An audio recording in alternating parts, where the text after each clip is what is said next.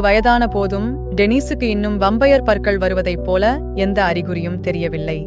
Denis மனிதராக இருந்தால் Mavis ஜொனத்தனின் குடும்பம் வசிக்கும் கலிபோர்னியாவுக்கு தூரம் செல்ல விரும்புவாளோ என்று டிராகுலா கவலையடைந்தார். இதை தடுக்கும் பொருட்டு டிராகுலா தனது வித்தியாசமான ராட்சத நண்பர்களுடன் சேர்ந்து டெனிஸை பயிற்சி செய்ய முடிவு செய்தார். அவர்களில் பிராங்க் இருந்தார். அவர் ஒரு பெரிய பச்சை ராட்சதர். உடலில் கருப்பு தையல்கள் மற்றும் கழுத்தில் போல்ட்கள் இருந்தாலும் எப்போதும் நட்பான புன்னகையுடன் இருப்பார்.